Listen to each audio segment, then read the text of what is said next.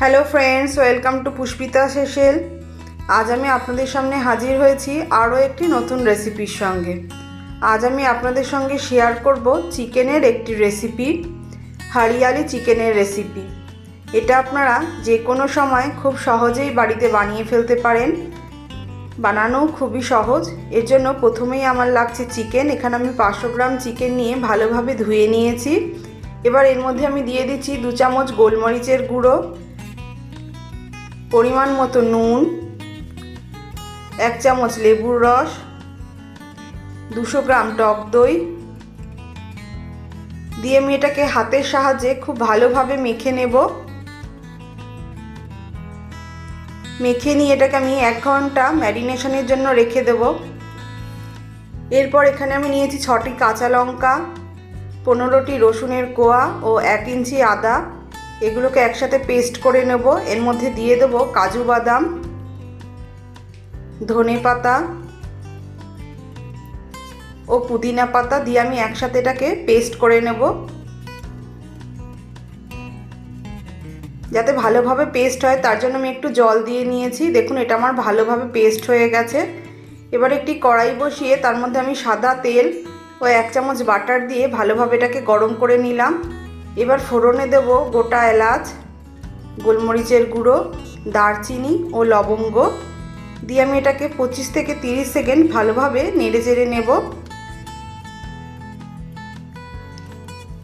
এরপর এর মধ্যে আমি দিয়ে দিচ্ছি 2টি বড় সাইজের পেঁয়াজ। আমি আগে থেকে গ্রেট করে নিয়েছিলাম পেঁয়াজটাকে।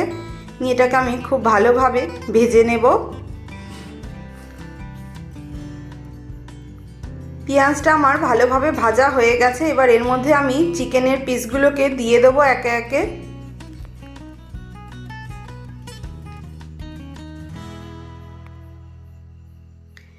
সমস্ত চিকেনটা দিয়ে এটাকে আমি খুব ভালোভাবে কষাতে থাকব।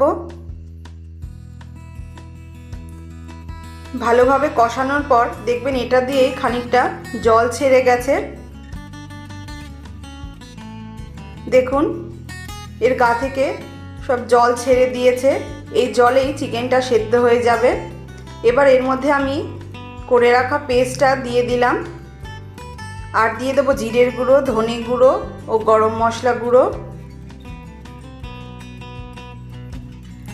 আর দিয়ে দিলাম 1 চামচ কাসুরি মেথি। দিয়ে এটাকে আমি খুব ভালোভাবে এবার কষাতে থাকবো।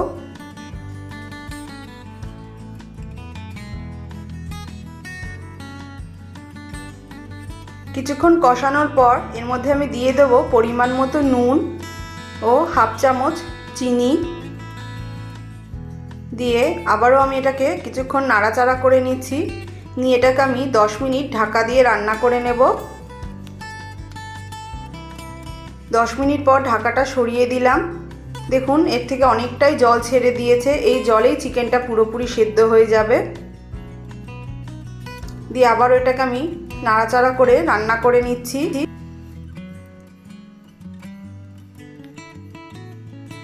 চিকেনটা আমার প্রায় হয়ে এসেছে। এবারে গ্যাসটাকে কমিয়ে দিয়ে আমি একটু নাড়াচাড়া করে নিচ্ছি। নিয়ে 5 মিনিট এটাকে গ্যাস বন্ধ করে ঢাকা দিয়ে রাখবো। তাহলেই তৈরি হয়ে গেল আমার হারিয়ালি চিকেন। এবার এটা আপনারা যে কোনো রকম রাইস, রুটি, লুচি, পরোটা, নান সব কিছুর সাথেই পরিবেশন করতে পারেন। খেতে খুবই ভালো লাগবে।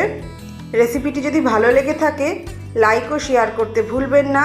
নতুন নতুন রেসিপির জন্য চ্যানেলটিকে তাড়াতাড়ি সাবস্ক্রাইব করে ফেলো। দেখা হবে অন্য কোনো ভিডিওতে নতুন কোনো রেসিপির সাথে।